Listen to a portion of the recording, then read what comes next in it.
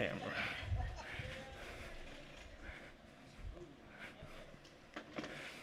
Yeah. Hey, I'm good down here. Oh, it don't matter. I mean, I'm cool. What you need? I need to go up there. It don't. I'm just asking you. Oh, yeah, I get it when it's time.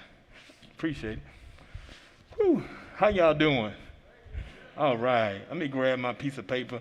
I feel funny because I don't have my iPad. I got this third world stuff called paper. I ain't used to that at all. But anyway, thank you all so much for being here for our NAACP meeting. Thank you for those who are streaming. Thank you for wearing your mask. Shout out to the Police Foundation for bringing the snacks. Thank you so much, Miss Amanda, our Vice Chair, Brother Bob Orlando.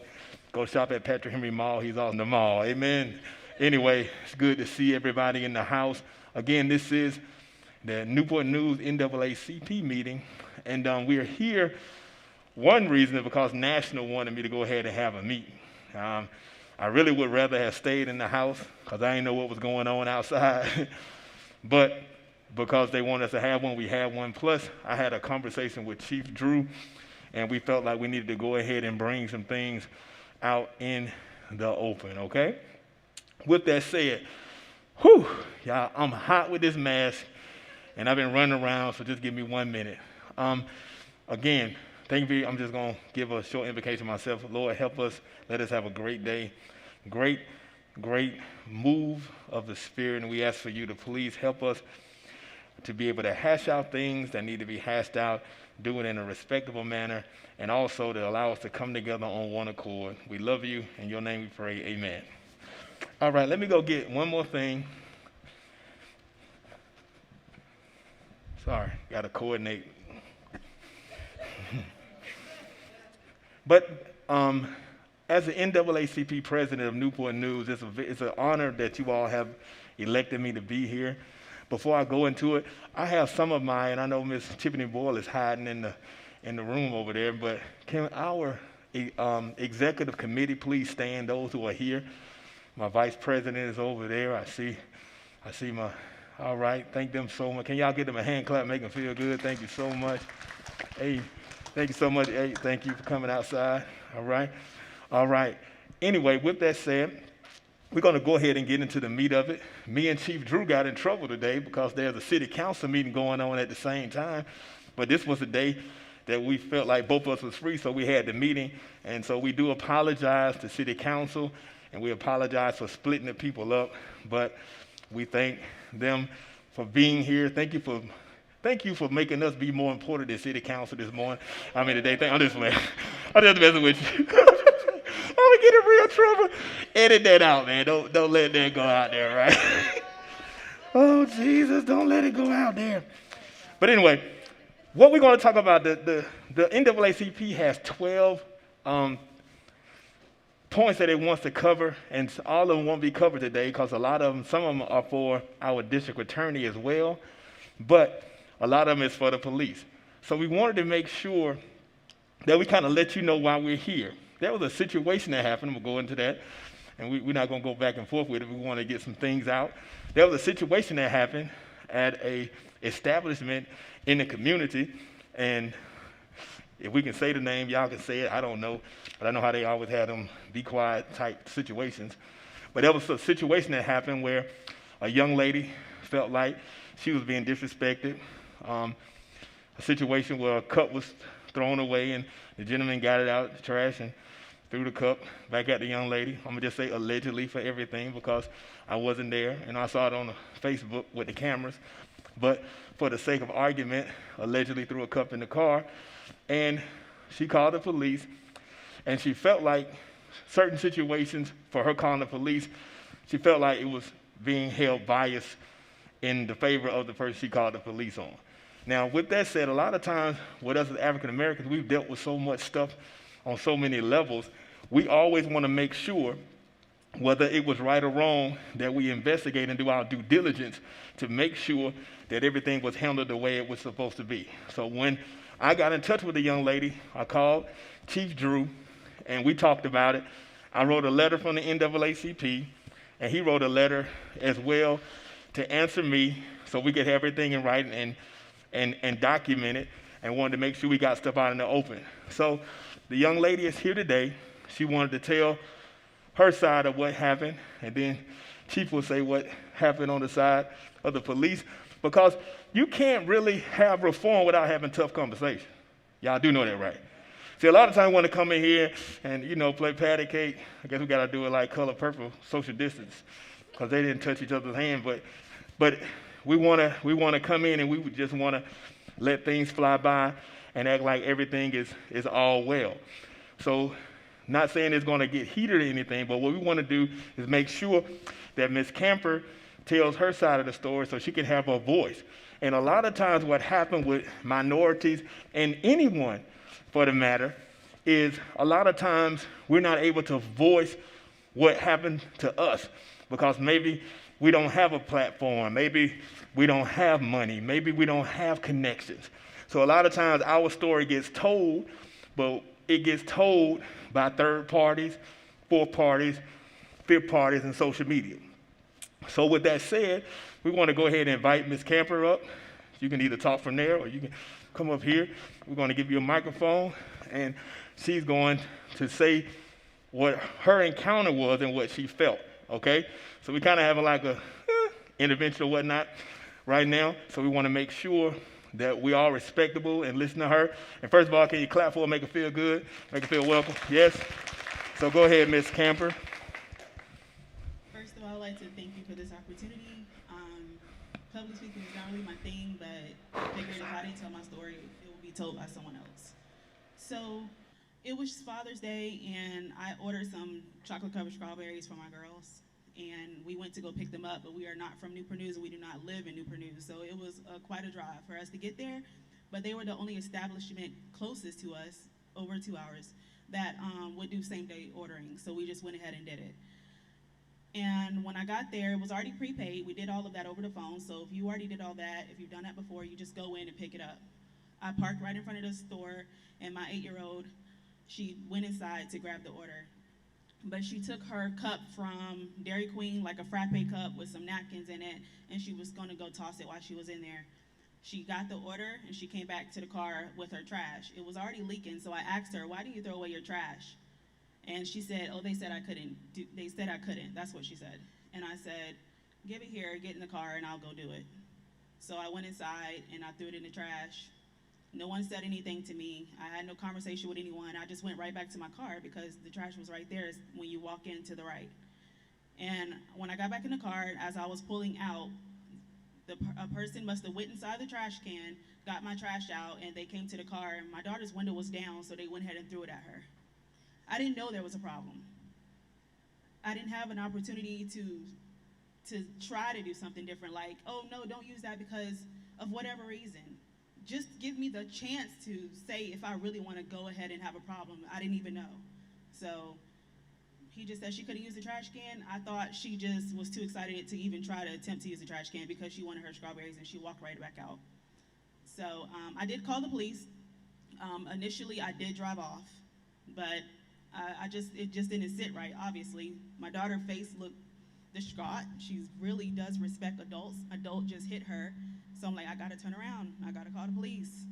So I did, and she didn't want me to because right now, you're currently having tough conversations with your children anyway about what's going on in the world.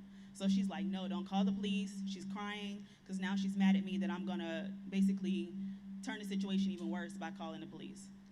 But I did it anyway, and when they got there, they heard my side of the story. It was one cop at first, but eventually it was two, and they went to the other establishment, and that owner, which I found out later was the owner of the restaurant, or the store, he told them that I attacked him and I hit him in the back of the head.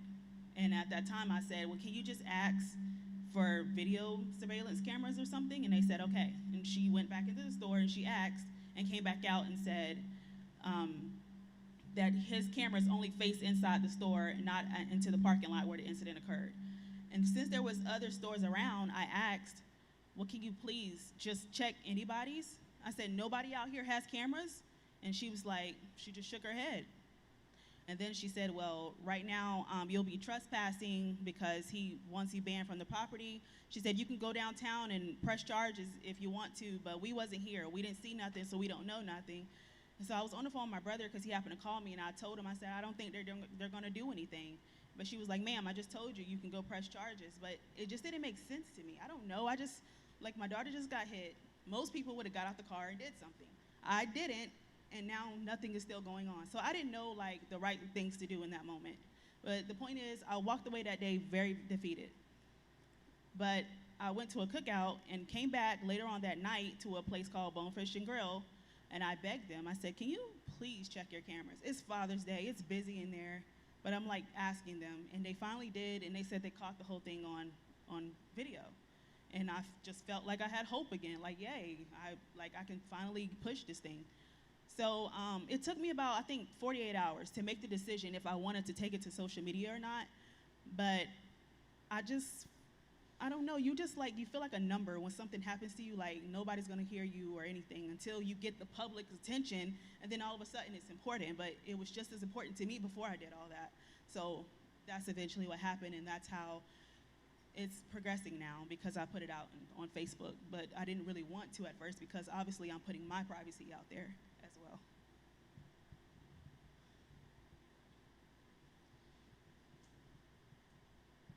Ooh, thank you so much. Thank you, thank you, thank you. There you go. All right.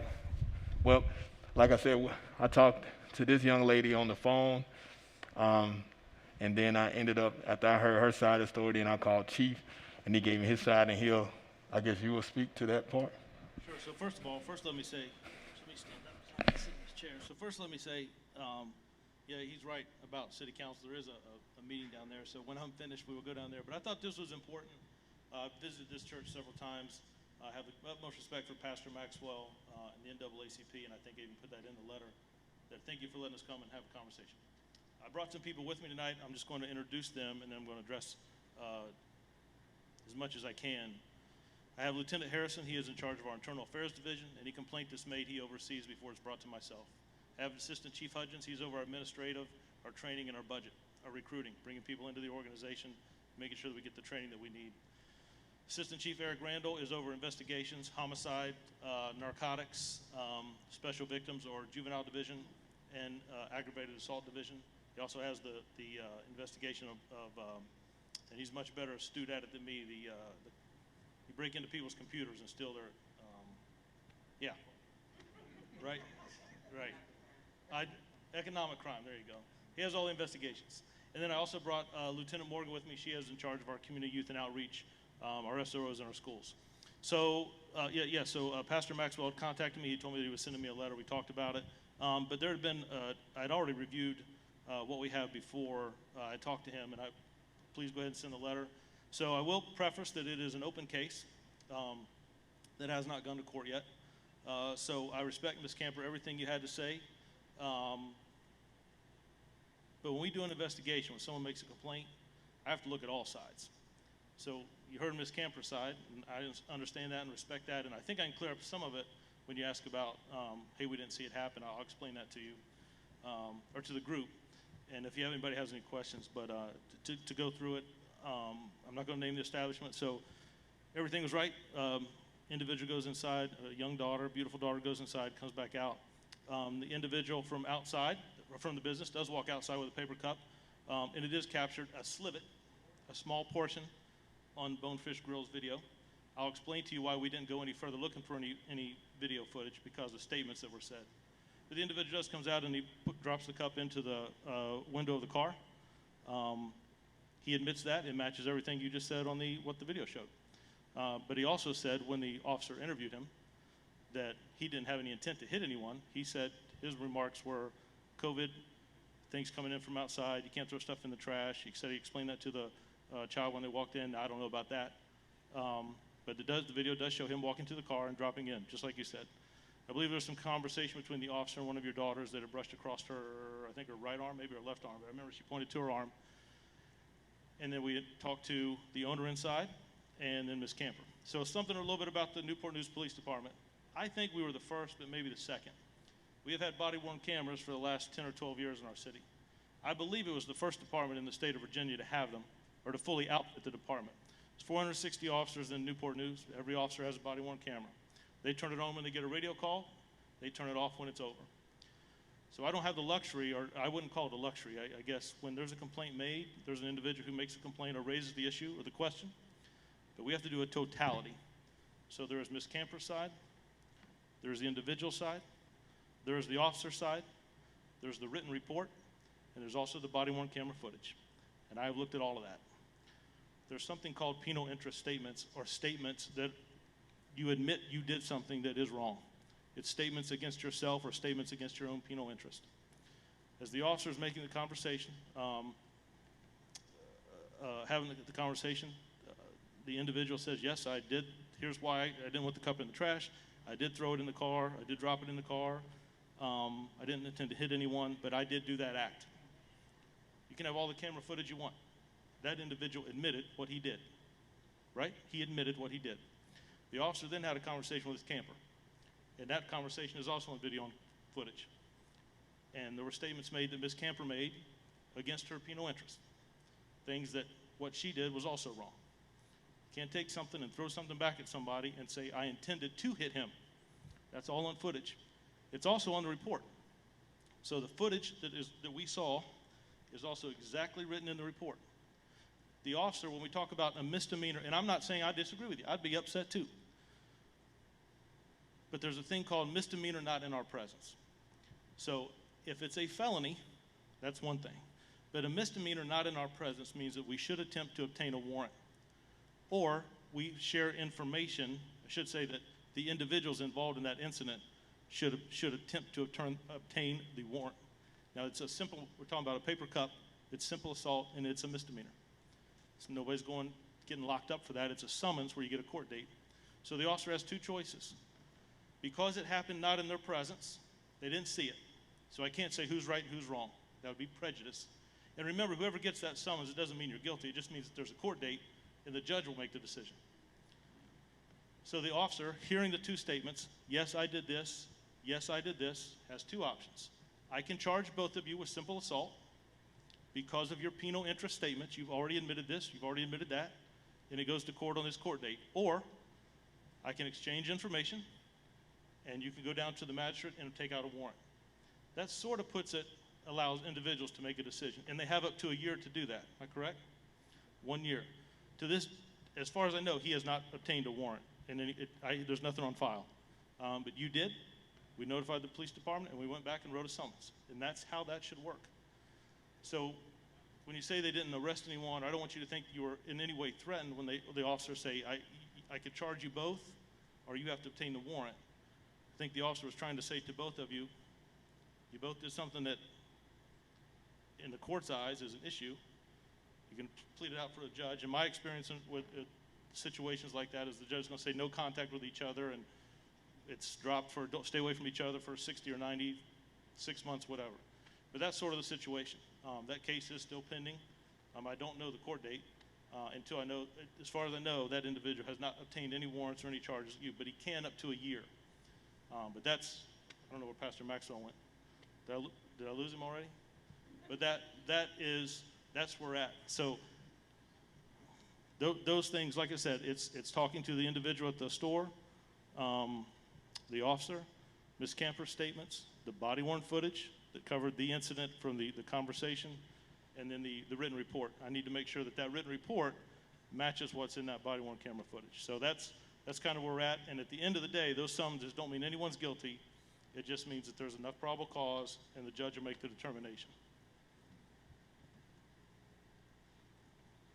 Hello. Oh, thank you all so much. And Ms. Camper, I don't know if we want to spend, but if you want to talk afterwards, I'll be glad to stick around.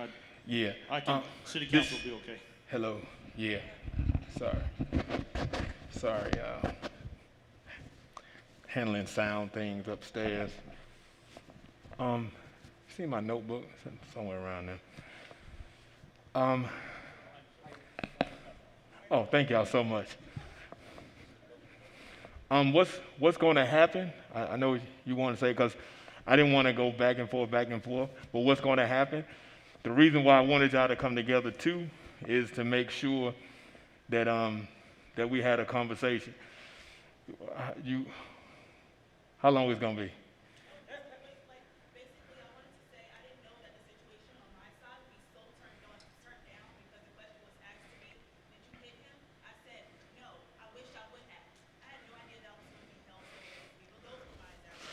Right. I understand that. And see, this is what you got to learn too. Can I tell you something? I'm going to teach y'all something today. I almost feel like I might be teaching you how to get away with crimes. But let me say this. The example I used with Chief on the phone was this. And when he told me what happened, this is the example I said to Chief. And this is how we got to make sure, especially if you're people of color. You got to make sure of this. You ever seen a football game and somebody hit the player and then the player hit him back? And then that's the one get penalized. You know what I'm saying? Now, I'm not saying that you're going to just let somebody hit you on the football field, but a lot of times the second person get caught. And I'm not knocking what you're saying. What I'm saying is we have to learn how to always be using our head, which is going to be emotional. Now, I'm just putting this out for everybody. This is, oh God, I don't know if I should say this or not, but I'm out here now. When you see people of color get shot, whether they started or not, right? Whether they started or not, what person always say? Oh, I fear for my life. Well, you were following the dude for 3 miles. But they always know how to say the right words. You got to know how to say the right words, especially when you're in the right. Because to keep it 100, I'm not saying it happens here, but to keep it 100%, you're always looking at you like you wrong. When I call the police, I don't care where I'm at. I know I shouldn't have to do this. I done called the police at my own house. Hey, I'm black. I got on a jogging suit. I mean, it sounds funny, but I got this on because I don't want you come and shoot me at my own house. It has happened before.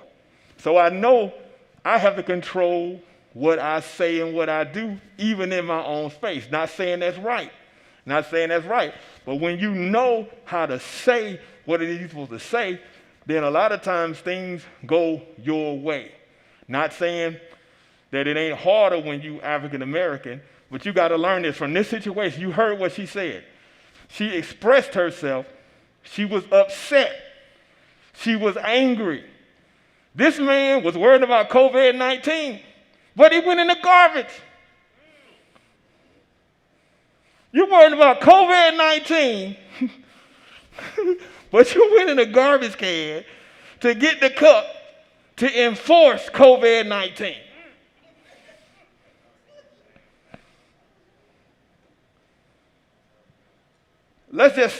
I can just leave that right there and let that marinate on the grill, all right? So we already know, keeping it 100, ain't got nothing to do with COVID-19 when you go in the trash can. But when you know how to say what you need to say the right way, you know how to manipulate your way out of situations. And what I'm telling you all right now, everybody in here, no matter what color you are, you cannot be emotional even though it's an emotional situation. Because if you say the wrong thing, the only thing they can do is go by what you say, which I ain't saying is right. Now, I know in our mind, we're like, now what if somebody else would have got emotional? I'm going to leave that right there and let that marinate.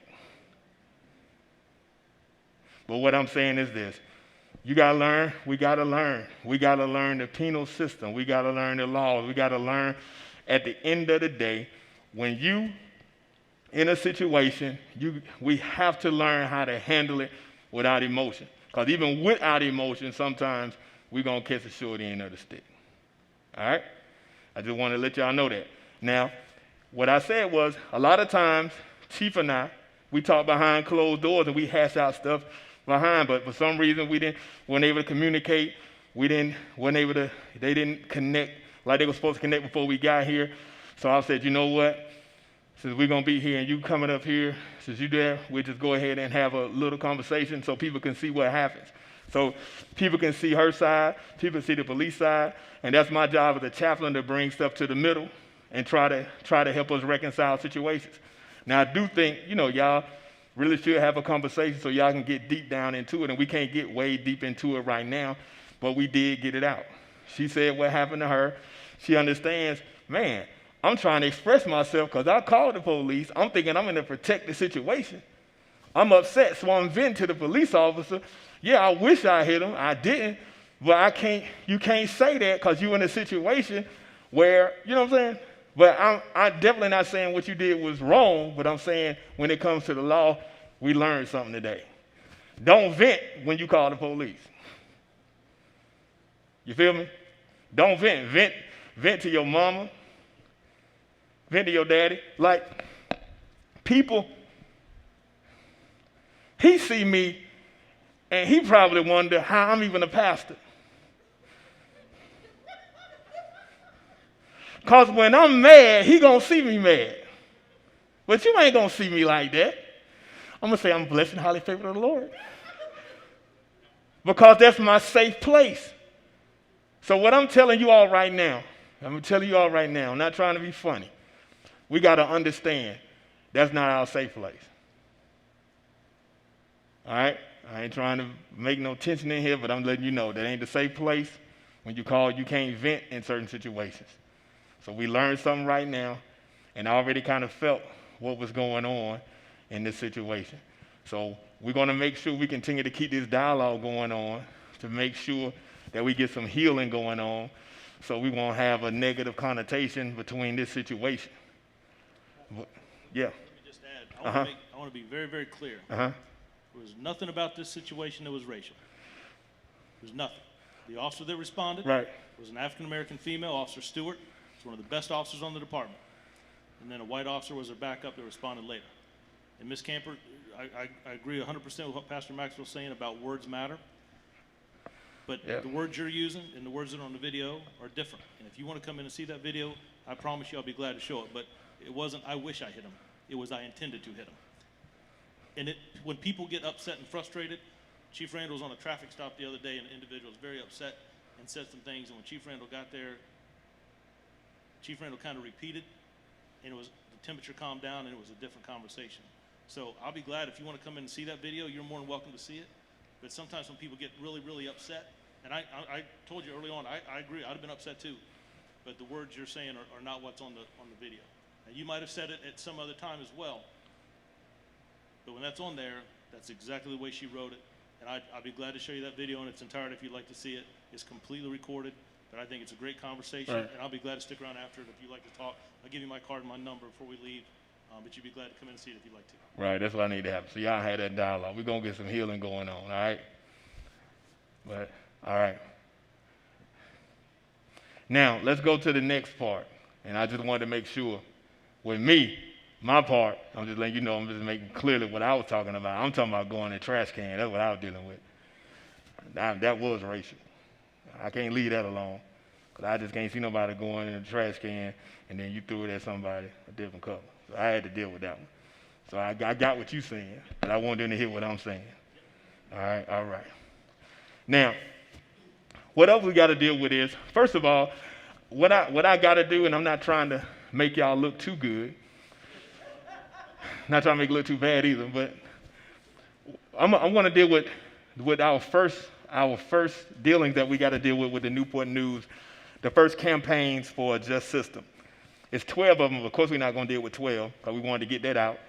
And we wanted to plan on just going through all of these, but when that situation happened, I wanted to make sure we got that out, to make sure the young lady's voice was heard, to make sure Chief was able to say something back, and to kind of get a dialogue going so we can see exactly what goes on. Now, we're supposed to be identifying our local municipalities if they have a standing citizen review board. Review, not advisory. I know you and I talked about it, with subpoena power.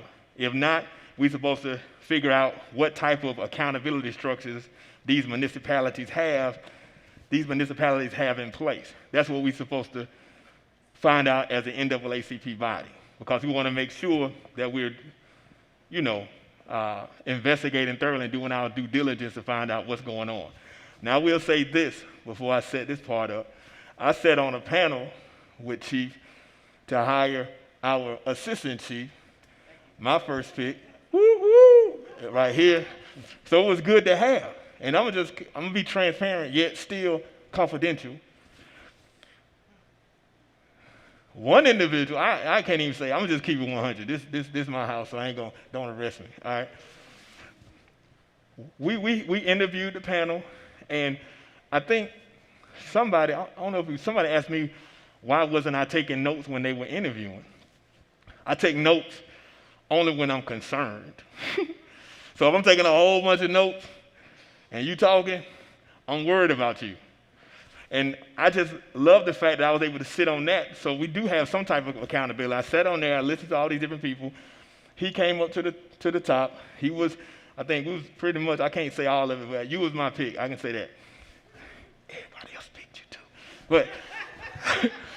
But at the end of the day, what happened is I was able to sit on the board and it was just, I don't know. I know we, as minorities, we have this spidey sense, if you will. Y'all know what I'm saying? And we can sense something that other people may not sense when it comes to your biases or implicit biases against other people. You understand? And I was able to say, you know what? I gave my reasons why I don't think this person, and I'm going to just leave it at that. And I'm just glad that I was able to sit there, because I believe when you hire the right person that's not biased, that begins to help us start doing reform anyway. So with that said, I'm glad that I was able to sit on that. And now we want to deal with how we keep ourselves accountable, but there's a gentleman in the audience who really is dealing with the municipalities right now, Brother Reasons, and I know he had a question that he wanted to ask. And what I want to make sure I do is, whenever it's someone I know that's leading something in the community, he may have a better question crafted than even what's on here. So we're going to deal with what type of accountability we have. You all going to speak to that. But Brother Reason has a question, so I want to make sure I turn it over and it's clean, lights all up and everything. Yeah. How you doing? How you doing? Chief Drew, you and I spoke about a month ago about a citizen review board. I told you that we were working with a small organization or a small group of individuals within the city of Newport News that are pushing for an independent citizen review board with no officers involved on the review board when we're dealing with investigations. As of right now, I'm going to make a couple of statements and then I'll ask the question at the end, but you guys currently have a use of force board in place, and I gave you my concerns with that, and I took it from a 2018 Daily Press article that you guys had. We also got some information from your website, but some of the major concerns was the fact that the board only included 2 citizens, or what you deemed as regular citizens, on that internal investigation, along with some officers and a few other individuals. At the same time, those people were required to sign a non-disclosure. And again, we're pushing for transparency. When we compared that to other review boards around the nation, all of their stuff is open to the public. All right? Citizen review boards are pretty much held like city council meetings. And that's what we're pushing for here. We're actually asking for Newport News to develop a committee.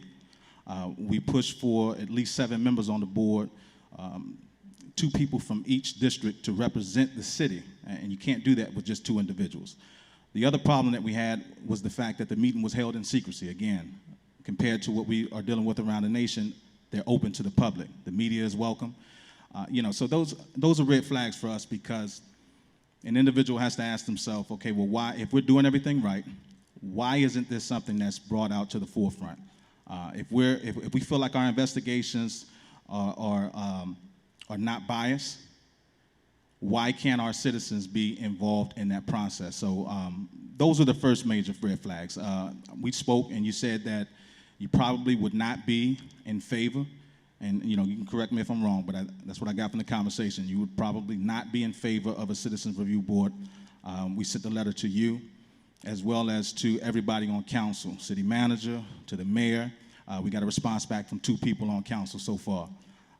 One of them put it back in Chief Drew's court. They didn't want to respond at all. They didn't want to comment on what Newport News currently has in place. They did not want to comment on whether or not they felt like a Citizens Review Board would be helpful in the city of Newport News. The other council member basically said that they liked what you have in place, and they were pretty much standing with Chief Drew. My issue with that was we called each council member and asked them specific questions about what Newport News has in place. None of them could answer. None of them had the details. Everybody wanted us to go back to Chief Drew. So, that's another issue. Again, we're pushing for transparency. We want to make sure that we're able to identify patterns. When you're dealing with individuals that serve on a board for 1 month, they don't have the opportunity to find a pattern in an officer's behavior. The other things that you guys put in place was the fact that you can't review excessive force because you deem that as a crime. That's something that you and the Commonwealth Attorney are supposed to investigate. Again, compared to other cities, they review everything. So my question to you all is, why is there so much pushback? It just seems as if we're putting an excessive amount of energy on trying to protect the identity of the officers when these situations arise, opposed to doing what the citizens feel is going to be helpful and really help with that relationship between the community and the police department. Yep, great question. I think I can clear a lot of that up. I believe one of the departments we talked about was Florida. Orange County, and what was the other? Orlando. They've had a review board since 1993. I did bring that review board here, a use of force review board. I brought it here in 2018. If you read the whole article, when I got here, anytime an officer uses force, anything on our belt, taser, OC spray, or ASP, a fight, a struggle, anything other than just normal handcuffing techniques, there's a use of force report done. That's number 1. Number 2, if an individual, regardless of what happens, says, I'm injured, and we don't see any evidence at all, they're still under our care and control, we take them to the hospital to get cleared. If there's a scrape on an arm or above the eye and they say, I'm fine, I don't want to go to the hospital, we're still doing a use of force, we're taking photographs, and we're still going to the hospital. Once somebody's in custody, they're our responsibility. I called Orlando, as did Lieutenant Harrison. What they have is they have a review board that looks at things after it happens, 6-7 months after it's over. They get to advise or ask questions, or if they see something that they don't like, they ask, could you go back and look at it? It's the same thing, sort of like another department in the Hampton Roads area has. No one has what we have. I do have 2 citizens on a six-member board that see unedited, body-worn footage. We don't touch it. We show it. And they get a vote. That is, they determine, at that point, is that in policy? Is it out of policy? Or is it in policy, but maybe there's some things we could do better next time with training? I use it for a couple of reasons. I use it as a training tool for officers. I use it as oversight for us of what are things we could do better, what are things the community is concerned at. And I use it as transparency for civilians. Now, I do require the civilians to go through our Citizens Academy. In that academy, you learn a couple things. 1, you learn what the law is. You learn what use of force is, what excessive force is. There are 2 different things. And then you learn how we're trained. In that room, if any of the 6 have questions, there is the training director of the academy of how we're instructed, and there's the internal affairs lieutenant that sees if there's anything improper. The reason that no one sees excessive force is because that's criminal and it's due process. We have a grand jury system here that if there's an indictment for something that is excessive force, there's a grand jury that case could be presented to, or the Commonwealth Attorney would review. So if I were to arrest someone, and after they're arrested, I OC them or tase them, that's excessive force. That's a criminal charge. The police-involved shootings, that's an issue that we investigate just like any other shooting, and there's a grand jury that looks at that. They have to understand the law. So I know we talked a little bit about, I think in the letter you felt that, and help me if I say it wrong, that using that training as a prerequisite to keep people out. That's not. In fact, it's a training to give them a foundation. It would be a great concern to me of any profession to bring people off the street and just say, you 8 or 9 look at this and determine if it's in policy or out of policy, if it's use of force or not. It would be great concern if you have no training at all, if you haven't done any ride-alongs, if you haven't, I don't know what the law is, I don't know how you're trained, I don't know what the policies are. How can you make that judgment?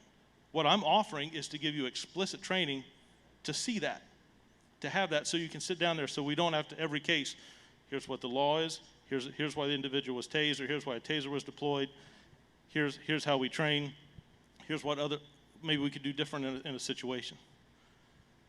Now my plan was in January to expand that to make it 4 and 4, but we haven't been able to run some citizens academies, 2, 3, or 4 a year, but I haven't been able to run as many, and I'd like to make it even at 4 and 4. When you look around what we're doing here, if you read that article all the way through, I think about halfway through it says, no other department has this, and it might be a good place to start. There are 18,000 police departments in the United States of America.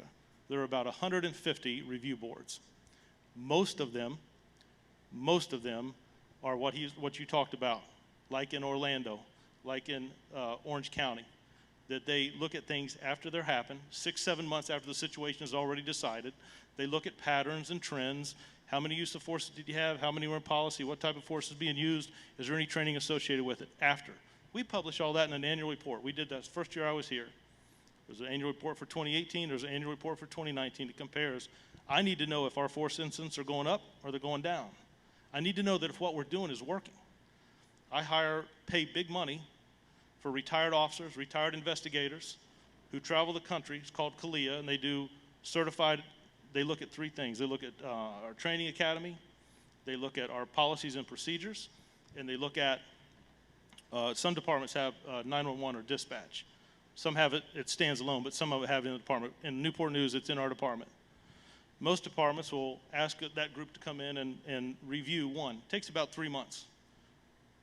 We had all 3 done, and we had all 3 done at one time. Transparent, here it is. And it takes a while for them to go through it. At the very end, they have I think some of the people in the audience might have been there. They open up to the community. Come in and tell us about your department. Are you happy? You're not happy? Your concerns? Whatever. I know a couple people that were here that were in that meeting.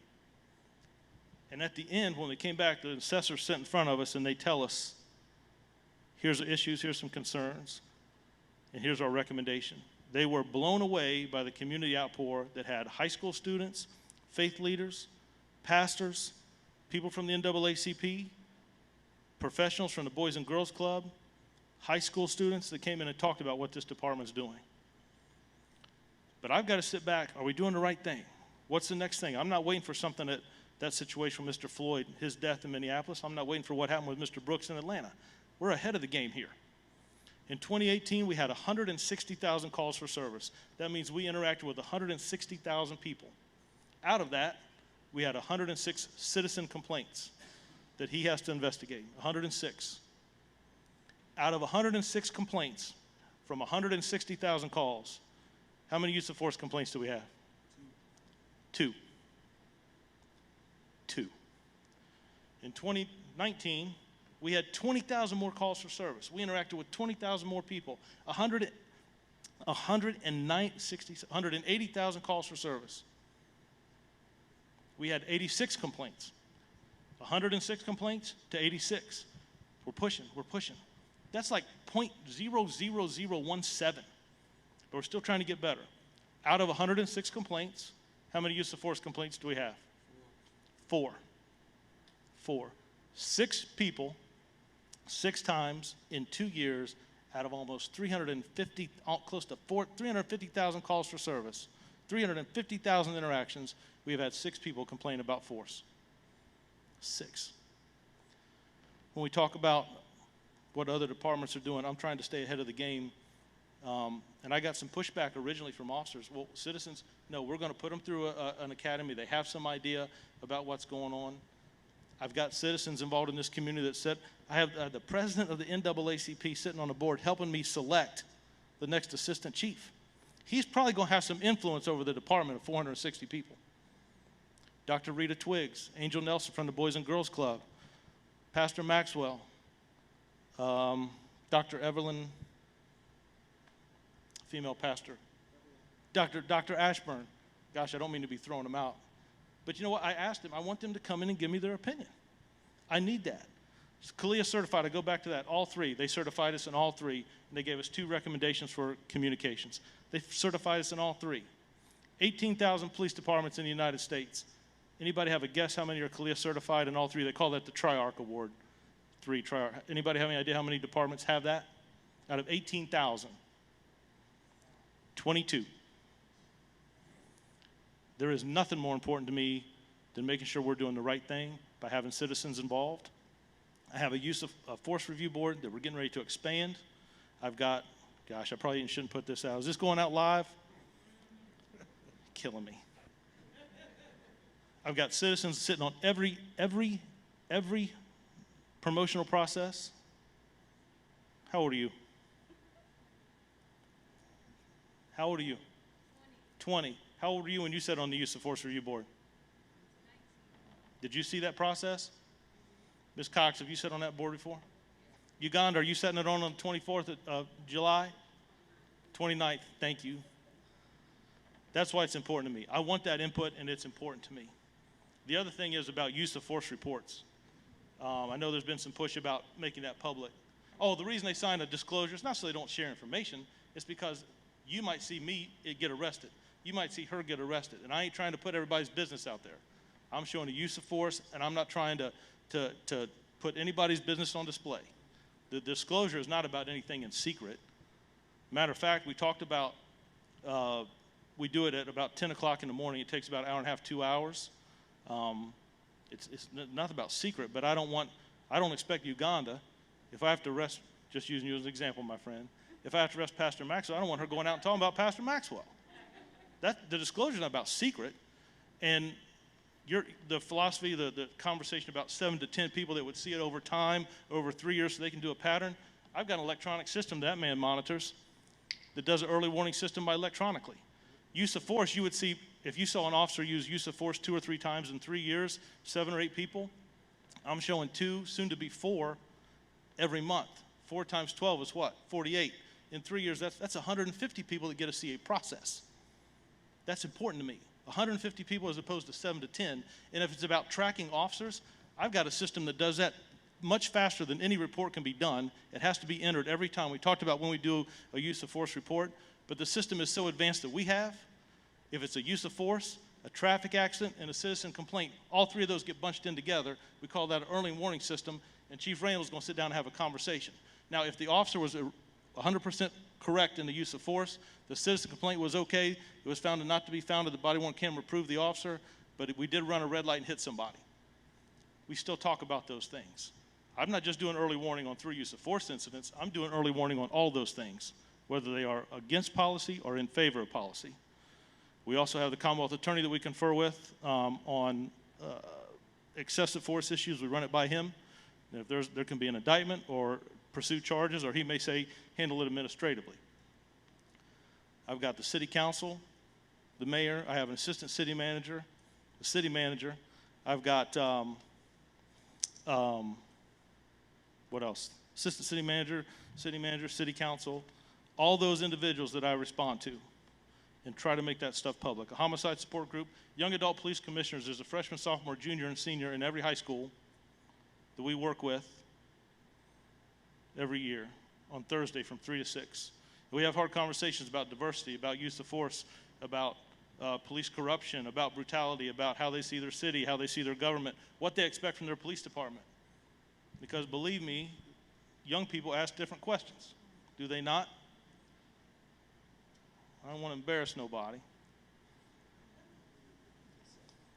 I don't want to embarrass anybody, but I'm going to share this and I'm going to sit down. So that, I believe that, where'd you go? Oh, I believe we have a tremendous oversight in this department. Tremendous oversight. But I'll share this with you. We talk about working with young people. Individual didn't care too much about the police department.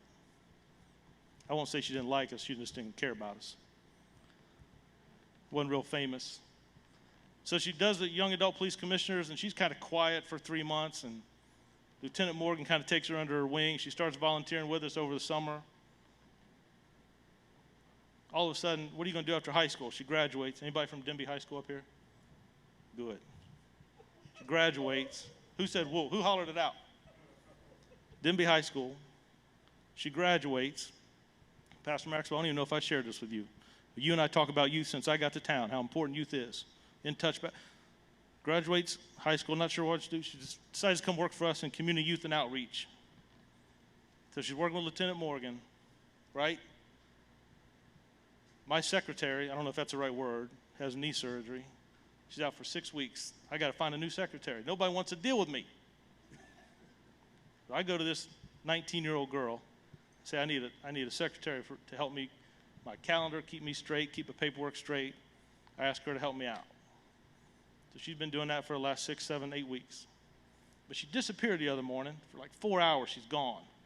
She finally shows up about 1 o'clock. She got this running outfit on, comes in sweating like she's been working. I'm like, where are you hiding out at? She wouldn't tell me. So I had to push her a little bit. We talk about transparency and being open. She was at Todd Stadium. What are you doing at Todd Stadium on a Thursday? Uganda, you know what she was doing there? She's out there with one of the recruiters, and she passed the physical fitness test to join the department.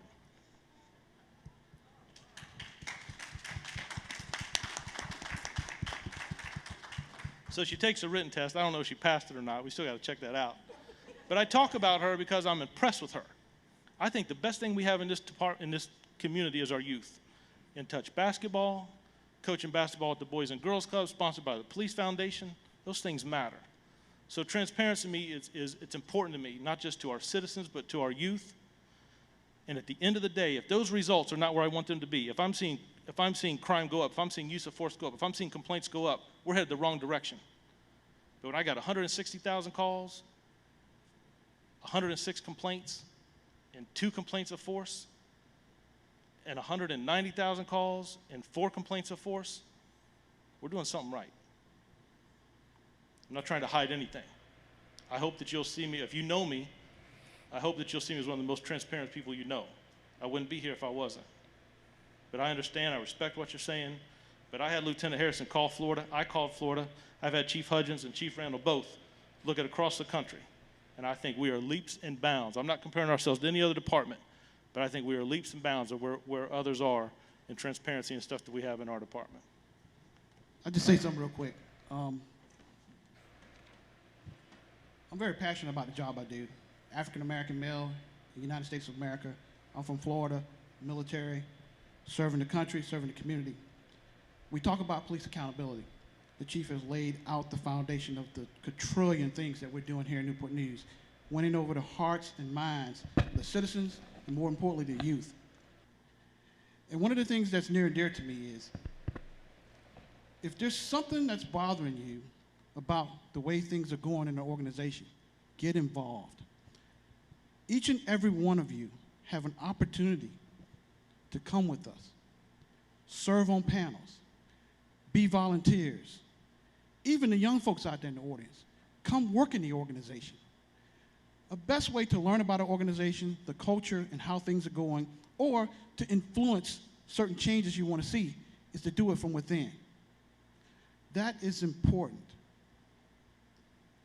Very near and dear. But when you talk about accountability, you've got all police leadership up here from the city of Newport News, decision makers for law enforcement here in the city of Newport News. Each and every one of us have a passion for what we do, a passion for the citizens of the city, serving each and every one of you every day. We will lay our life on the line for each and every one of you.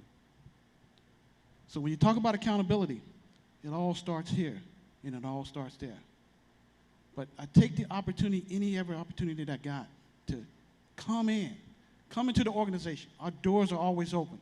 Have these conversations, one-on-one. Come see us. Be part of us. Join the team. Volunteering, showing up at some of the events, even coming and being hired in the organization. Those things are important. We are leaps and bounds ahead of most police agencies in this country, as you can see. One thing we don't do a good job of doing is advertising, promoting it. We are one of the first organizations in this country to start community policing. And what is everybody doing today in the 21st century? They're reinvigorating and finding community policing. We were doing it in the 1980s. Here in Newport News, your police department is a plank owner, as we would say in the Navy, to community policing. And we still do it to this day. We have agencies around the country calling us about the programs that we're doing. Our domestic violence program is groundbreaking. And I'm always reaching for the stars, but one day you're going to see that program and the people of that program and the results of that program international. Because that's the way we think in this organization. We're forward thinkers. Forward thinkers about accountability, forward thinkers about what can we do to make the community better, how can we involve the community. As you can see, they're involved in every aspect of the organization. Use of force, hiring, promotions, and all other aspects of the organization. So it's near and dear to me, very important to me, as an African-American male in the United States of America here in the city of Newport News, and I happen to be a police officer. You know, Pastor Maxwell, I know, but I'm going to ask Jerry. Jerry handles all our complaints. I just want him to touch base about the complaints that come in.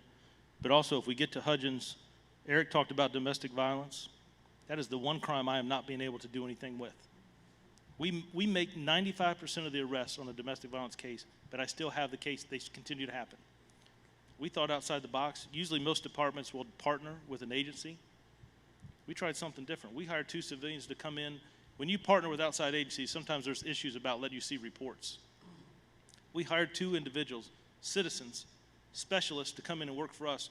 They see the reports before me and Eric see them in the morning.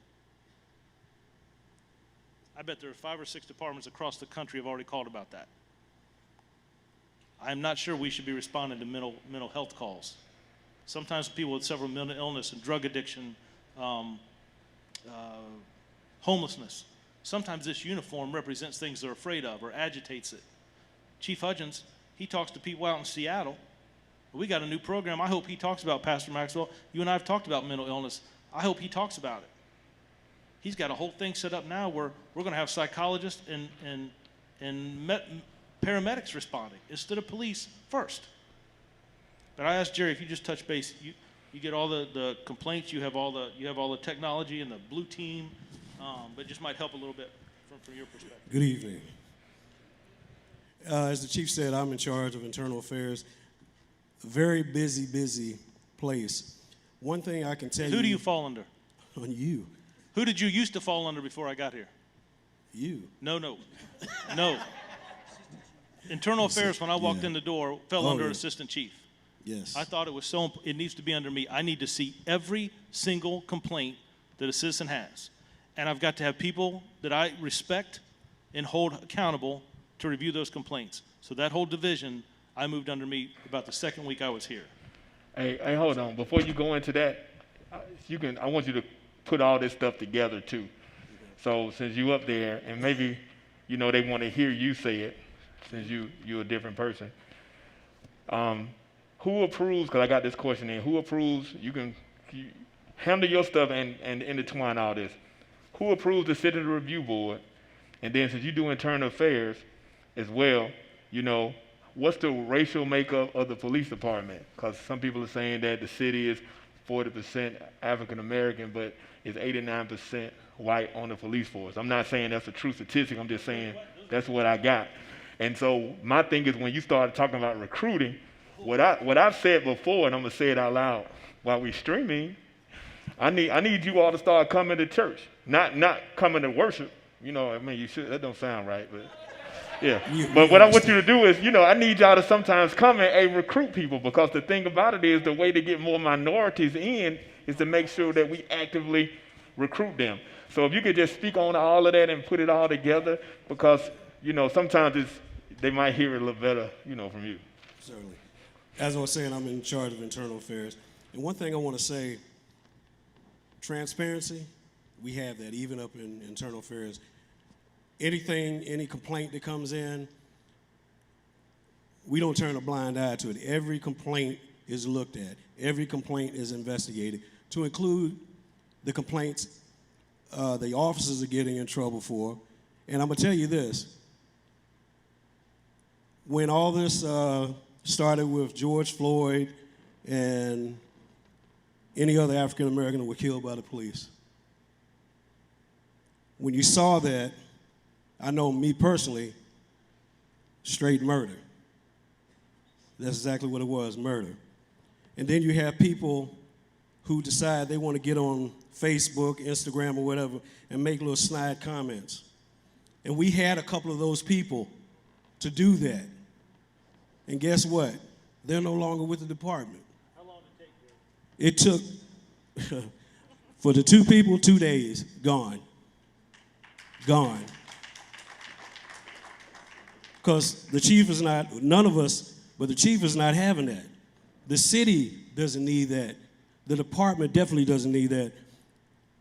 Everybody that has a business, there's some good and there's some bad. We try to weed out the bad. We honestly do that. If things are going on, people are doing wrong things, they get disciplined. Jerry, what's our number one complaint that we get in this department? Demeanor, How we talk to how we talk to people.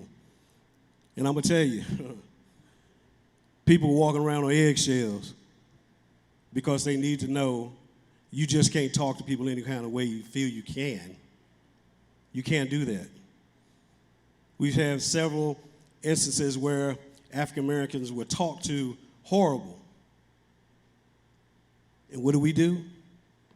They get disciplined. Next thing, they shown the door. We're not playing with that. Not playing with that. As I said, any complaint that comes through our office, we look at every individual complaint. We contact everybody who files a complaint. Do we track that? Yes, we do. How long do we keep that? On the whole career, yeah. As far as for the officers, yeah, their whole career. It's on the books. And it's all electronic and digitized, so anytime we need to pull it. So when this man was getting ready, when Pastor Maxwell said we should promote this man, I still looked at his personnel file and his complaints. How does he look? Not his appearance. How does he look? How does his jacket look, right? So the question about how their citizens selected. Melissa, would you touch base on that? I'm sorry, sir. How are citizens selected for the Citizens Police Academy? Okay, so in the Citizens Police You might gotta Academy. use that mic. Okay, I'm sorry. With the Citizens Police Academy, there is. It's all right. All right. Tell them. That's what I'm talking Yes, about. ma'am. Yes, ma'am. Yes, ma'am. So, again, going back to the Citizens Police Academy. So the Police Academy goes through Community Youth and Outreach Division. We have a wonderful woman who runs that. Her name is Monica White. Hey, Monica. She probably watching. It's an actual application process. So you literally have to go through an application process. We need to know who you are. You're coming into our organization. We're opening our doors. We can't have just anybody coming through the door. So we do an application process. It goes through that. Monica White approves everybody, and we literally open the doors. Night 1 of the academy, I think we wind up in your office, don't we? Yes. We go through all of headquarters. You get to see everything, nuts and bolts of everything. You get to see records. You get to see P&E. You get to see the first and second floors. Then we stop and have a little party in Chief Drew's office before he goes home at 9:30, 10 o'clock that night. So it's an easy process to go through. I have cards. If anybody here is interested in being a part of that, I will give you my card before I leave here. I'll walk you through the process myself. Our doors are open. They're always open. I'm sorry? How long is the program? I want to say It's about 8 weeks. 8. Yeah, I believe it's. A week for a couple hours. Yeah. So you get, Lieutenant Harrison's going to come in and give you a class on internal affairs. Chief Randall's people are going to come in and give you a class on homicide.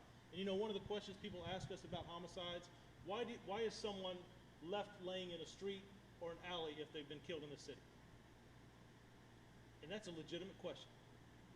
But we talk about and explain about evidence and about DNA and how so much technology has advanced, right? Can't hear me? How much so much, this is Eric's shop. I shouldn't be talking about this. But you know what? That's a real concern of people. If God forbid there's a homicide in this city, and people, why would you leave someone laying out there? Why aren't they covered up?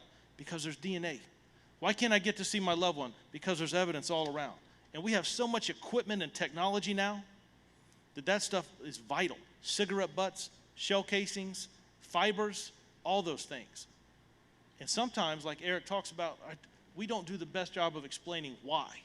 But we get to sit down, you hear from internal affairs, you hear from investigators, you hear about gang activity, you hear about community youth and outreach, you hear what we're trying to do with young people, you hear about how we're recruiting. Mike, if you take a minute and talk about diversity, the training academy, and one of the standards that we put in, but I will tell you before he finishes, the number one issue I have, the number one struggle I have, is I do not have enough females in leadership in this department, and it's not because I'm not promoting them. They're not applying. And I don't understand why. Now, Lieutenant Morgan's explained to me, you know, sometimes there's single mothers and child care, and I get that. So maybe we got to work something around, but that is the number one. We have a big campaign going about female leadership. I do not have enough female leadership in the Newport News Police Department, but I'm trying. But I would call, go ahead, I can't hear you back there. That's what I'm talking about. But I would tell you this. If you go back, every one of our promotion ceremonies is online. So is our academy graduation classes. Pull them up on the internet and look at what walks across the stage. I would challenge you to find a more diverse department than this city. But out at Mike, there's one stipulation that we put in about language. Yeah. Yes. Do the academy first on diversity. Yes, sir. Thank y'all for having us out here tonight. So if you looked at our last two classes, they were majority-minority classes, or recruit classes. Right now, we are focusing on recruiting females and also trying to get females to want to put in for promotion. So one statistic I know right off the top of my head is that we're at the national average for amount of females on our department. We're right around 13.9%. The national average is around 13%. We do actively seek out Hispanic, Spanish-speaking applicants. That is part of our recruiting process too. No, and we don't just seek them out. we have a, yeah. I don't want to call it a quota the right word. There's a number, I so need a 10%, percentage of yes. individuals who join this department to speak Spanish. Not Rosetta Stone, nothing against them, right? I need people to walk in the door and speak Spanish. 10% of our classes for the last 3. That is our mandate. His recruiters, 10% have got to come in. If I have to go to Houston, if I can't get them from homegrown in Newport News, if I have to go to New York, San Diego, Miami, Florida. It's not, they're not applying, Chief. We have to go find them. We have got to be able to communicate with the largest growing population we have in this city, and that is Hispanic individuals. I've got to get more individuals. 10% is our mandate in every academy class for the last 3 and going forward. I'm sorry. So this guy's real demanding. It's good for you as citizens that pay taxes. It makes us learn, and it makes us produce, though. So we've gotten better because of his leadership. I guess the gentleman with the blue was asking a number about the stats. I apologize that I don't know the amount of Hispanics or African Americans off the top of my head. But like I said, the last 2 classes have been majority-minority classes that we graduated. I think actually this class we got in now, I think it's half female and more than half minority. I do want to touch on another thing that the chief brought up earlier too. Some things going around talking about defunding the police and stuff, and there's different definitions of it. And a lot of the stuff that they talk about, we really would like to have happen. So one project the chief's given me permission to work on is we're trying to come up with alternative response and trying to decriminalize our responses to homelessness, mental health, and minor medical issues, and drug addiction and drunkards. So what we came up with, we found in Eugene, Oregon, they run a thing called Cahoots. So it's a van that's occupied by a medic and a qualified mental health professional. They go out and answer calls of service for homelessness, medical issues, mental illness, drug addiction, drunkards, family disputes, and things like that. And they try to resolve it through referrals, triage at the scene, and then move on. So it's going to decriminalize a lot of things, and it's going to resolve things. There's going to be de-escalation of situations, because a lot of the studies you see, unfortunately, folks with mental health issues are much more likely to be shot by police, and we have bad outcomes with use of force. So we want to try to reduce the amount of encounters we have, because a lot of people that are paranoid, they're going to have an adverse reaction to police officers because of our uniforms. So we're trying to reduce that. That got approved by City Council. So that's going into effect here soon. Have you already had a meeting? We already had a meeting. We're setting up, it's going to fall underneath the fire department. It was our idea. The fire department hates me now because they got more work put on them. But I think, Being generous, listen, it was his idea. He went out and looked at it. He saw it as a problem. He looked at what Seattle was doing, and he came to me with this idea. It was Chief Hudgens' idea to do this. He deserves all the credit. so I think in the long run, it's going to be, I think in the long run, it's going to be better for everybody. So I'm very excited about that program getting launched off. There was a second thing I wanted to discuss too. It's amazing. We talk about diversity. We always focus on hiring and recruiting. But one aspect I'm looking at, I run all the specialty units. I need diversity in my specialty units. So that's been a focus for 2019 and 2020, creating diversity in my specialty units, because diversity of thought, diversity of opinion is very important. But we always focus on hiring and recruiting. But I'm focused a little bit, as I say, we're always forward thinking. We got to look at diversity in our specialty units, our homicides, our special victims unit, our community youth outreach, those particular units, because that is really, really important, because diversity of thought, diversity of opinion. As we go out here, we work really hard to try to provide closure and help solve any community issues for the members of our community. Hey, Yeah, I got one more thing. Go ahead. So, has anybody in here read the book, The New Jim Crow? yes. Anybody read the book, How to Be an Anti-Racist? So, if you read those books, there's themes in there that talks about policies and practices that lead to disparate impacts. So, it's a hard discussion for a policing organization to have. So I've had this discussion with the chief. I said, hey, we're a CompStat police department. So we rely on data to determine where we put our resources. So we look at crime trends, we look at intel information on who's perpetrating stuff, and we put resources on those trends and on those particular individuals identified as being criminals. We go in there, we address the crime trend, it's done, we arrest the bad guy, we pull out, we're done, we move on. The problem with that is we don't look at what is the aftermath, what is the collateral damage, what is the disparate impact that we're having when we go into neighborhoods and we saturate them. What is the damage when we go into neighborhoods and we're become almost like an occupying force? We go there with good intentions. We go there on data that's not biased, but right, so. But we don't look at the outcomes. So we talked about this. I said, I really want to get with the area university, and I want to look at our outcomes. I want to look at all the marijuana arrests. What does that look like? How many black folks get summons? How many white folks get summons? I want to look at all our traffic data. How many white folks get tickets? How many black folks get tickets? We're doing that ourselves, yes. Oh no, we're working with Old Dominion University.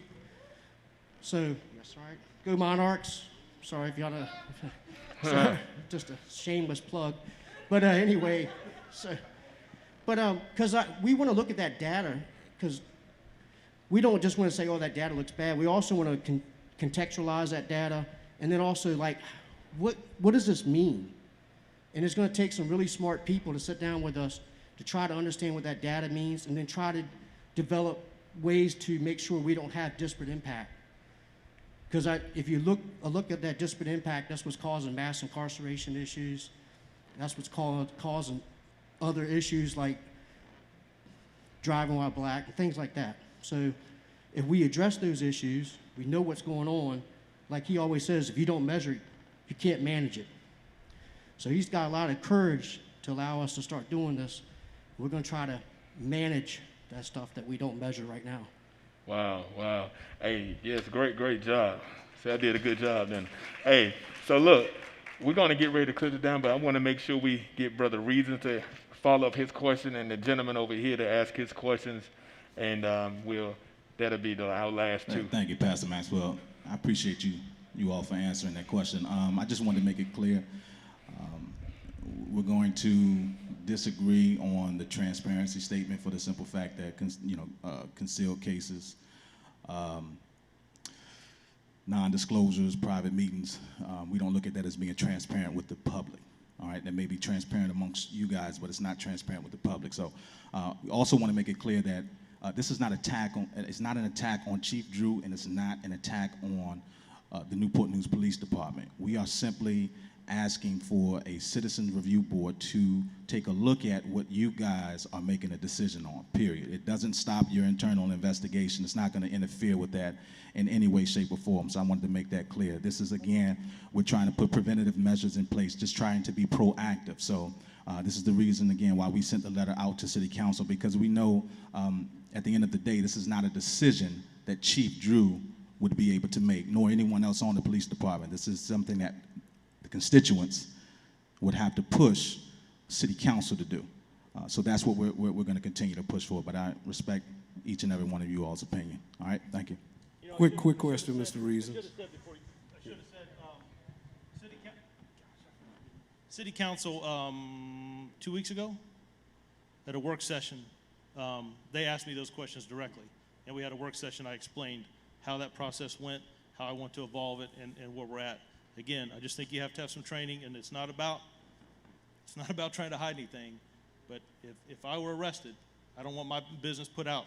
People make mistakes, things happen. Sometimes people drink alcohol and they do some crazy things, and we have to arrest them. I don't know that everybody else needs to see that. So we just agree to disagree. But when we talk about transparency, does anybody know what a consent decree is? There's about 15 departments across the country that have them. It's when use of force complaints are through the roof. There's police-involved shootings. There's complaints. There's, what is it?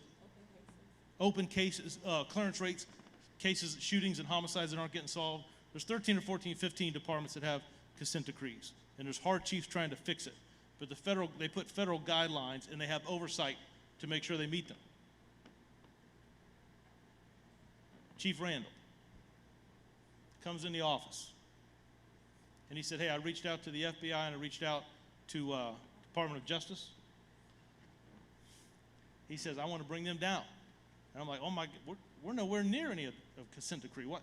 And he says, I want them to come down and teach this command staff, the captains, assistant chiefs, and the chief, how to make sure that we don't do things that fall us into a consent decree category.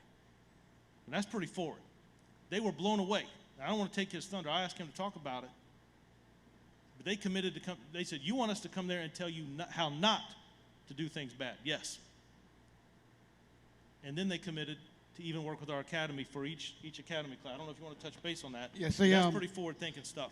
They committed to working with moving forward with our academy class when it comes to color law investigations, and we're going to put on a class or training for the command and executive staff here in the police department. But when I approached them with the question and the ideal, it felt like somebody fell on the floor when I asked that question, because the phone went blank for a minute. But they're very receptive and very, very positive about how we as an organization in the city of Newport News is forward thinking. You can hear a motto here, you hear a mantra, forward thinking. We are forward thinking. We're thinking ahead of the game, and it's very important. But we're going to be able to bring people from the national level, not from the local level, but from the national level when it comes to color law violations and civil rights investigations and consent decrees to come here to Newport News to talk to your police department leadership about what not to do, what are the lessons learned from other agencies, in addition to all the other certifications we have from CALEA and all those organizations that are constantly reviewing the process.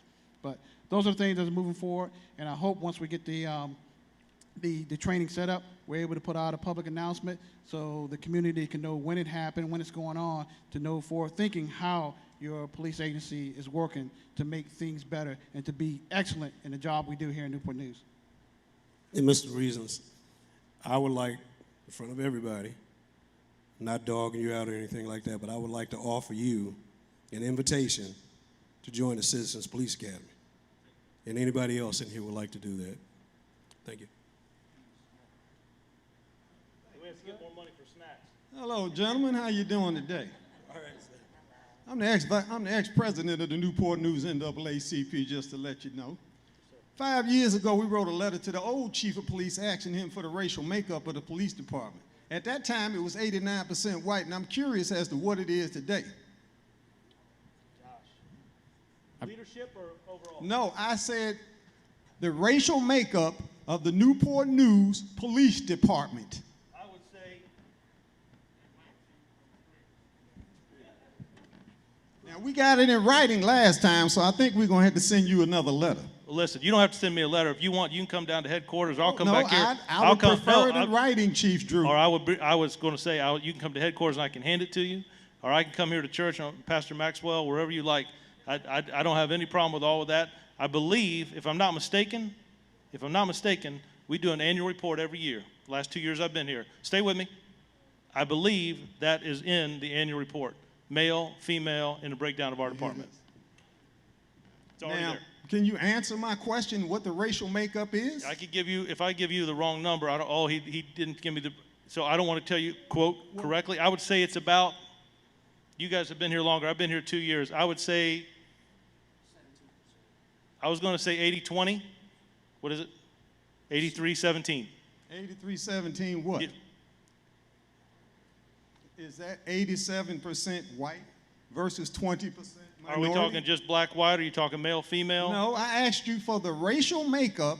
As I sent So the I will letter tell you, to the so it's last chief, I was very clear. What is the racial makeup of the police department? When I got my letter back, which I still have at home, 5 years ago it was 89% white. Now I'm asking you the same question because I need to know, has the department diversified more, or is it still 89% white? No, it's not 89. I think I was trying to tell you, I believe it's 83-17. I would have said 80-20, but to give you the exact numbers, I'll be glad to give it to you in writing. I'll be glad to hand deliver it. You can come to headquarters and get it. I believe it's in our annual report, but I don't want to give you the wrong. But I believe it's 80-20. I would like for you to forward that information to the NAACP chapter. I'll be glad to do And I that. have one other point that I would like to make before I stop. Yes, sir. I find it a little bit deceptive of you not explaining to this young man that the city council has to approve a citizen review board. It doesn't fall on your shoulders. See, I lived in Chicago for 30 years where they got one, all right? And the city council approves that, not the chief of police. So I don't even know why city council members, and you didn't tell this gentleman that he needed to go through the city council. You sat there and gave him a 10-minute spiel, wasting my mental time, when you could have just simply told that gentleman that has to be approved by your local citizen council, folks, city council, okay? Not by the chief of police. And I'm done. I think if you heard the crowd, I think I said that, but sir, no, we're going to be respectful. We're going to be respectful. So all I'm saying is he asked me my opinion, and we had a phone conversation about that. And I explained that to him just where I felt and he's felt. I've known Mr. Reasons for a while. We've had conversations. I don't take it personal at all, and I appreciate that conversation. That was just my opinion, and City Council has asked me. They have asked me, and I came and presented them what we're doing to address accountability because it does matter to me. All right. Sorry, I got one last question. You had a question? I just had a question for Mr. Reason. So this advisory. Hold on, we're going to get you a mic because we're streaming. And I apologize. I'm kind of tired. I ain't controlling as much as I usually do. My arm hurt. I just wanted to know, in your mind, the makeup of this advisory board, because the city is made up of all kinds of people. So is the advisory board going to be made up of who, and who's going to decide who's on that advisory board?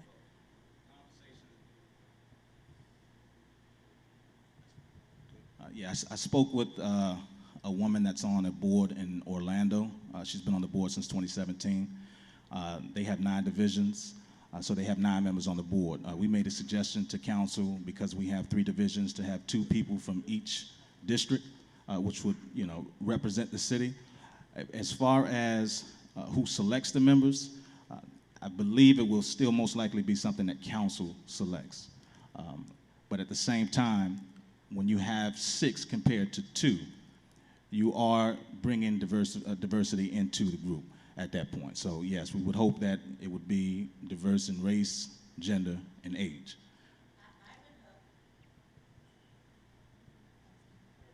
I would hope, as a citizen of Newport News, that it would be indicative of the diversity of the city.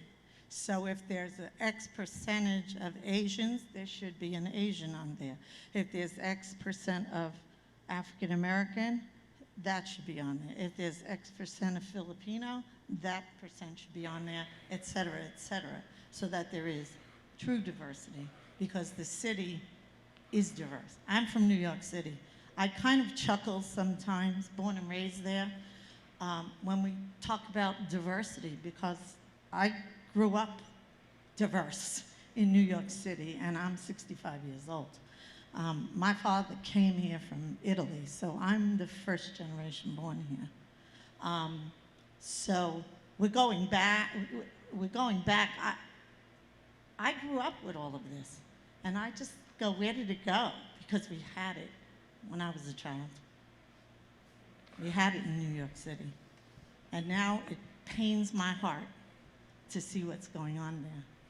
And I guess my other question, or my other point would be, I watch in New York, and I still have family there, so I'm focusing on New York.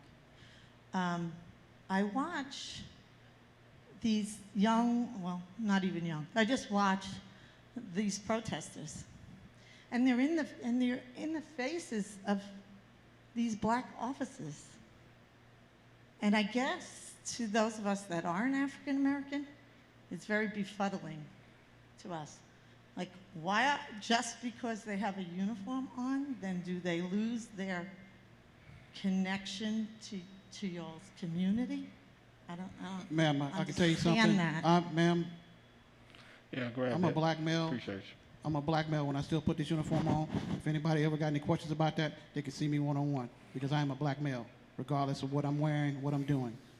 So, And when the uniform comes off, we're black men. And that's what I'm saying. So when they're in the offices in New York, when they're in the faces of black officers saying the same things they're saying to Oriental officers and white officers, it doesn't register in my brain.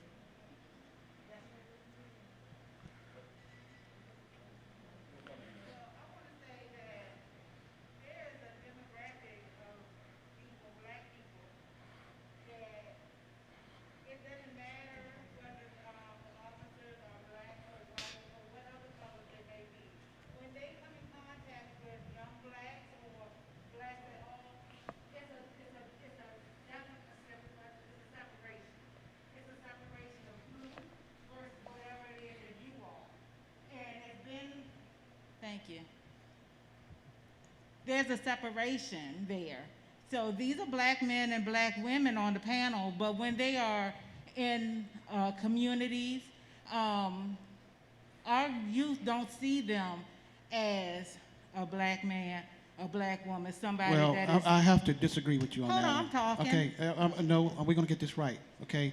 Boys and Girls So I'm Club, not allowed we to talk? held several basketball tournaments where black police officers coach kids, and they saw us as police officers and saw us as black males. They do not trust you. They do not want to communicate and interact with you. And you can't act like that is not reality. For you to Trust me, I understand that as a black male, and I understand that as a black law enforcement officer, but if we're going to tell the story, let's tell the whole story. There are two sides to the story. Hey, this is what I'm gonna do. Y'all gonna have these discussions, what y'all doing now, right now. I'm gonna let you finish what you're saying, but some of these right here, like my whole, I guess, thing was to make sure I dealt with the 12 points of the police. You understand? And if you want to answer on a black person, you can come to me, you can go to her. And what we're gonna do, because we don't have that much time, I want you to go ahead and finish what you're doing, and let her go ahead and finish her point. Then you finish your point, and then we're going to bring it on in because I was saying that we only had one more question left a little earlier.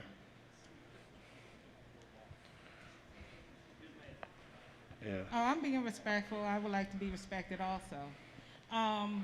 Yes, so when you see protesters and they are in the face of black officers and they are black themselves, there is a feeling of that there's not a trust, there's not a relationship.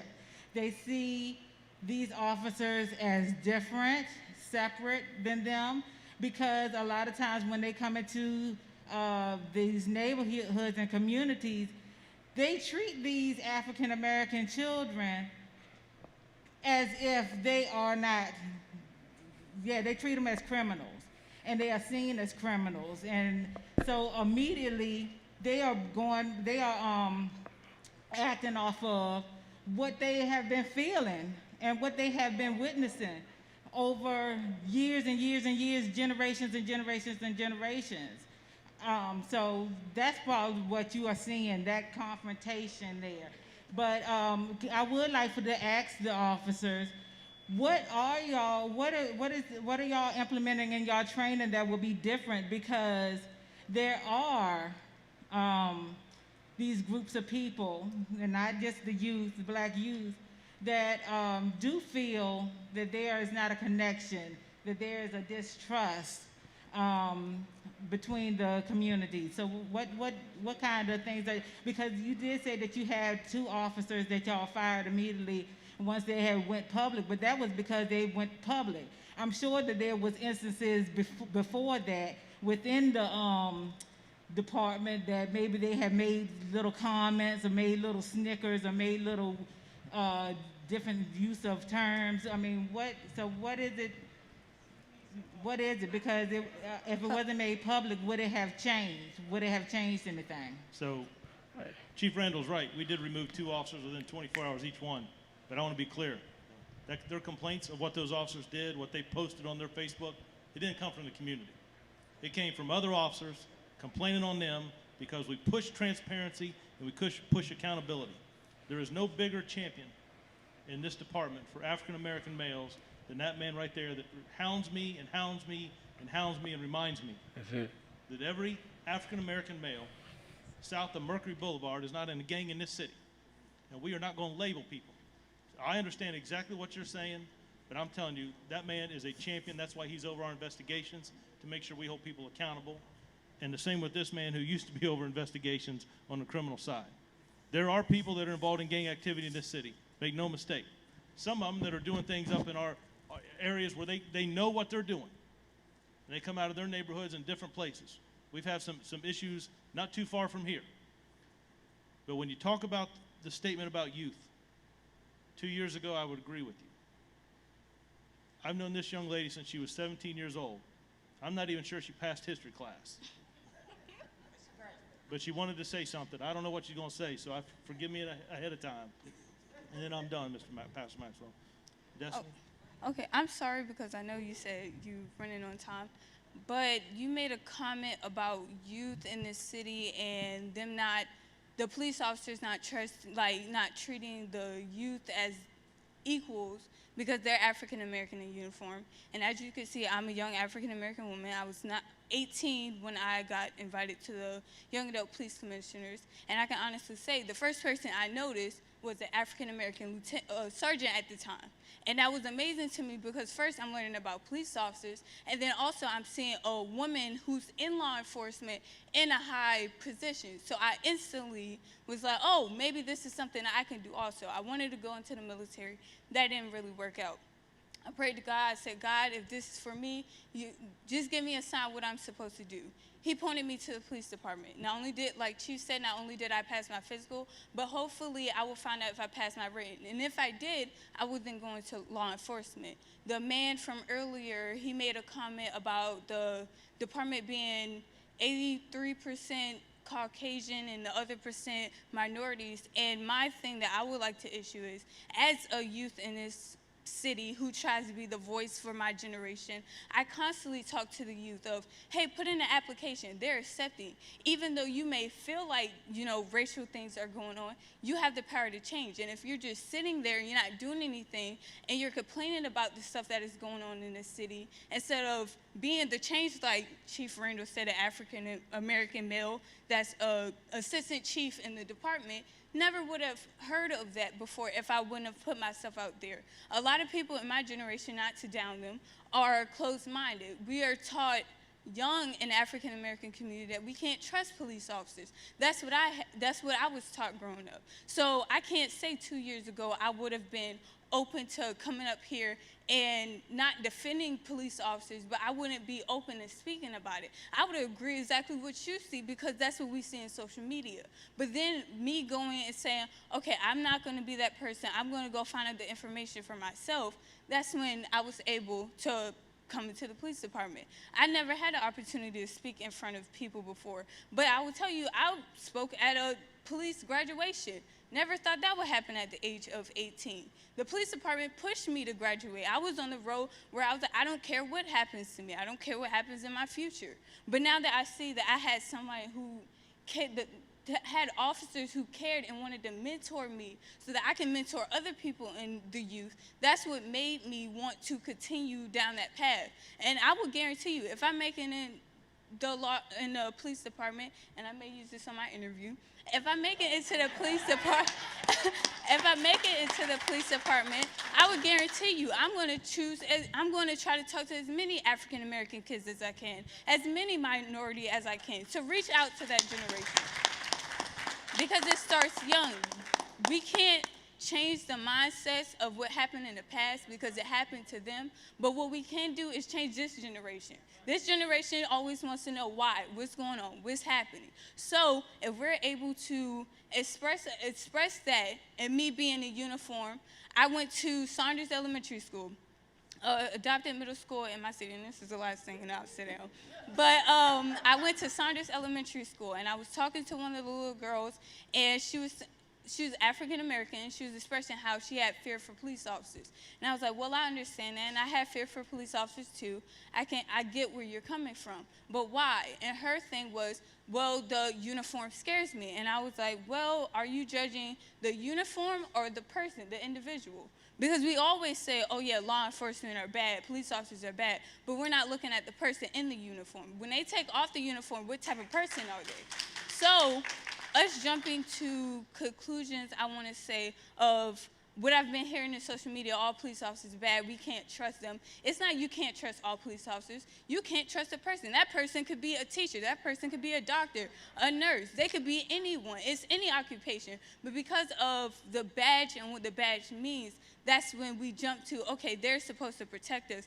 They're here to do that, but most of them are doing their job. You literally have to search up on YouTube police officers doing good things. But the first thing you see when you log into YouTube is, oh, this officer did this in this country, this officer did this, and then we all label them as all bad. When you have good officers like Lieutenant Morgan now, who mentored me since I was 18, you have police officers like Assistant Chief Randall, who took the time and talks to me on, I work in the chief suite. What, 20? No, I never would have thought that. But you have him, he comes up and he's explaining the department, explaining things that I need to do to be productive in my generation in society. Had many conversations with him. You have Chief Drew, who actually gave me the opportunity to use my voice. I never would have did this 2 years ago. I never would have had the confidence. I'm up here shaking, nervous, but it's not because I'm scared of what I'm talking about. It's because I'm passionate in what I'm talking about. You have Chief Hudges that talks to me, picks on me every day. I look at him as like a bully in the police department, really. But he has fun with me, and he also pulls me to the side. He explains stuff. And then you have Lieutenant Harrison, favorite person in the department. He was my first supervisor. I will never forget that. These are things I will never forget. So when I'm talking to the young lady in Saunders, and she's got this mindset of, because this is what her parents learned from their parents, and this is what their parents learned from their parents, and they're passing that down. The thing, I looked at her and said, so if I come in with I said, do you like me? And she said, yes, I love talking to you. I love when you come visit. I love seeing you. You're my favorite person. And I was like, well, if I put on a uniform, would that change? You know what her answer was? No. So that's what I'm trying to produce in my generation. So I understand what you're saying, but just like they said, they have Citizen Police Academy. They have youth groups that you could put your children in. They have so many opportunities that are open to the community for us to actually engage. They have literal if you want, they hosted a youth forum for the citizens in each, for the kids in each high school. So, yes. And he had the young adults, which is, sophomore, freshman, and senior from each high school. He had them also helping. So not only were we learning things from the department, but we were also learning things that we could use in future jobs. These are stuff that they're building us up in. And that's all. I respect what you said, but the comment about people in this generation being afraid of police, I understand that part. But then also you have to think there's people out here that are trying to grab the youth because of what they learn and what they see their friends doing. And their friends like, oh, we don't trust the police, we don't like the police. That's what they're going to stick to. So as a youth in this city, I don't really agree with that statement. I'm not trying to disrespect you, but I felt passionate and I needed to answer that. So. Hey. Well, you're hired, okay? I feel like she's interviewing right now. Yeah. Pastor Maxwell, Mr. Orlando, Amanda, Carrie, Uganda, Mr. Reasons. If that girl stays with the police department for 25 years, I promise you, she will be the chief of police for this city. Amen.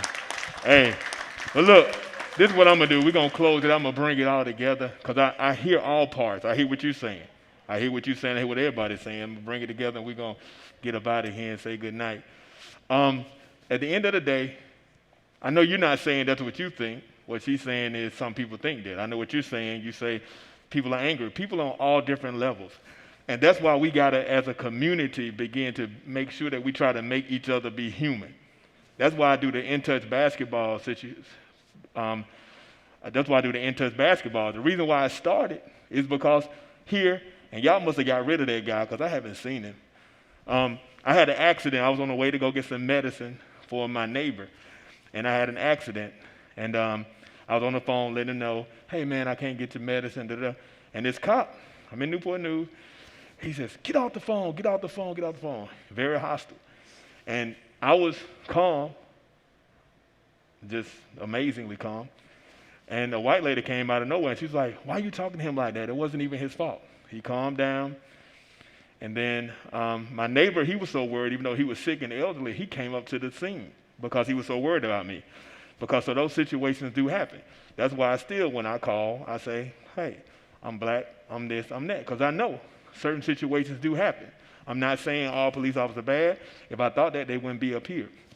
But I started the basketball tournament to make sure that we interact with each other as humans. So when we play basketball, like some of your police say, man, I was walking down the street, Officer Black. He's like, man, I was walking down the street, and they were like, hey, coach. And he said, I kept walking down, son, are they talking to me? And he looked up, even though he had his uniform on, he was saying, hey, coach, because he wasn't looking at him as Officer Black. He was looking at him like he was his coach because he took interest to another level and have the police officers coaching the kids.